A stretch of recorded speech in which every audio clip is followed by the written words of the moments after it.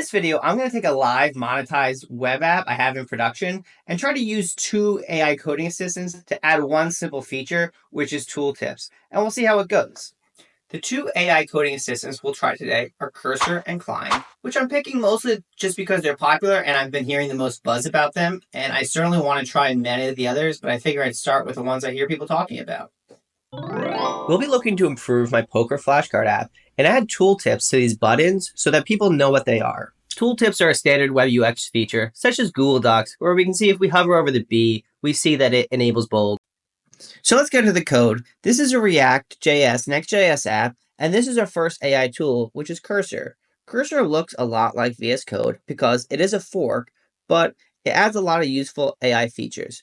For example, if we hit Control L, we pull up this chat window, which is a lot like a usual ChatGPT or Claude chat prompt, except it has our code context and it's right in the IDE. So I say I would like to add tooltips to my text selector, and it says I'll help you do that. And it gives us these changes that we can choose to apply or not.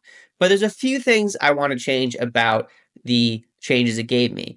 First of all, it says that I didn't actually include the file that it's asking to edit, because I import that file into this file that I'm working with. So we have to make sure Cursor knows about it. And then the other thing is it's making its own custom tooltip when I wanted to use the shadcn library. So we can use something called project rules, which lets us give extra information to all the prompts that may not be immediately obvious by the existing code, such as a new UI framework we want to use. So now let's create a project rule so that our model knows which UI library we prefer. We can hit Command-Shift-P and type in new cursor rule. This will pull up a window where we can give it a name. This will be the file name in the .cursor directory in our project root. And in the description, this is where we can add the information for the prompt. I say when you add UI components, please use shadcn. I'm migrating the project from Daisy UI.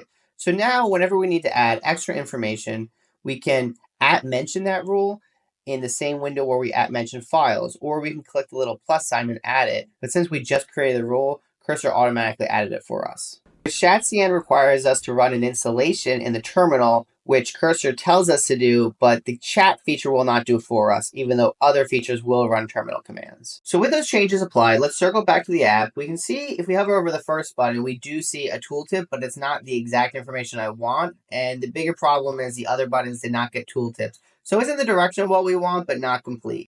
So I had to go back and say, hey, you only provided tooltips for the first button, and I had it run again, and it did take 2 more prompts before it got it working the way I wanted, and still very simple. I actually want a more advanced link to my glossary, but this was just the first exploration of Cursor.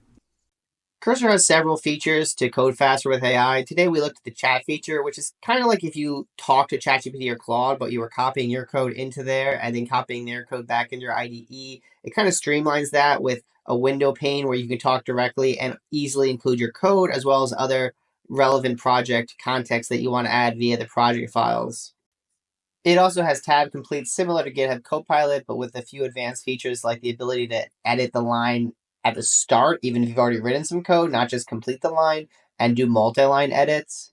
And it has the Composer and Composer Agent feature. It's a little ambiguous, the difference between chat and Composer, but it's implied that Composer will do more multi-step planning instead of just one prompt, one response. And perhaps for this video, building a feature, it would have been appropriate to try, but I wanted to start with our basic chat feature. The agent feature can also do things like install terminal commands. We saw in this video, I did have to install that shadcn UI component. I had to do that manually. The agent could do that automatically. Now that we've covered Cursor, let's try the same experiment with Cline. There's many AI coding assistants today, like SourceGraph, Continue, Cody, but Cursor and Cline seem to have the most buzz, so I wanted to start there. Cursor is a VS Code fork, but Cline is a VS Code plugin, which has the advantage that you can keep all your other plugins already in VS Code without importing them into Cursor. The pricing and usage is also very different. Cursor is $20 a month, but you're limited to 500 requests to a premium model like Claude 3.7. Cline is unlimited because you provide your own API key, giving the advantage of adding lots of context and always using the best model, but the disadvantage is that you can run up a huge bill doing so. So let's see how Cline does in the same project. We're going to open up the same project in VS Code and install the Cline extension. Now we're going to give Cline the same task that we gave Cursor, which is to add those tooltips. Of course, both are using Claude 3.7, so it is the same model. So in terms of the code changes, we should expect something similar, but there will be differences in the Code Assistant UX. The first is that it asked to view these files in my directory. For some reason, it ended up in my desktop folder. So I approved that, but then it asked me, can you give me the location of your code? And that caught me off guard. I ended up wasting some time trying to add files in the same way I did in Cursor with the @ It didn't work, but then I eventually realized that I could just tell Cline where in my machine those files are, the source code files for this project, and it would find there and do an ls and eventually find the right file, and it would make the changes. But you can see it's asking me to approve changes quite frequently. It would make one small change, ask me to approve it, and then make the next change. For these tooltips, it did one button at a time. And it took me a little bit of time to realize I could click that auto approve checkbox, just approve all these changes. But I wasn't a big fan of it doing one at a time because it also was a lot slower. And I think this might be an artifact of the planning approach versus just a prompt and an answer. The planning preferred to do it one step at a time.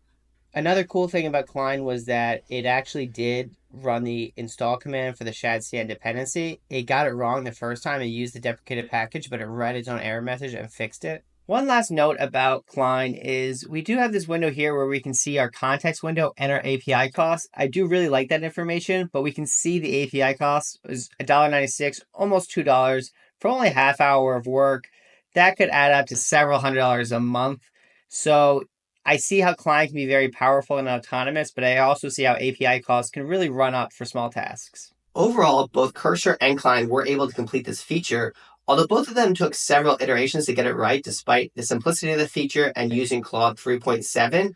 I found Cursor's chat to be the most helpful because it was the simplest. It's like having Claude in your IDE next to you, but you can easily add all the context. It's very quick and you do more of it yourself. The agent seems like a heavier lift for more advanced features where you want the AI to do more of the planning. Overall, both Cursor and Cline were able to complete this feature, although both of them took several iterations to get it right despite the simplicity of the feature and using Claude 3.7.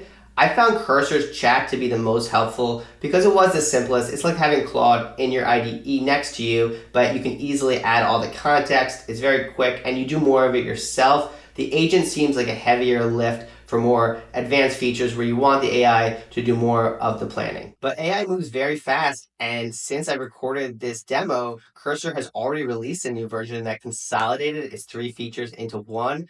I'll have to play with it more to see if it does a smart job and doesn't go overkill on simple requests. Cline, on the other hand, always just had the one agent mode, and it took a long time and a lot of iterations to get this feature done. But I can see how the ability to manage your context very precisely, use the API as much as you want with usage-based pricing instead of Cursor subscription model is probably very powerful for very complex features, and certainly one I want to play with more on more advanced demos, which I'll do in future videos. Thanks for watching.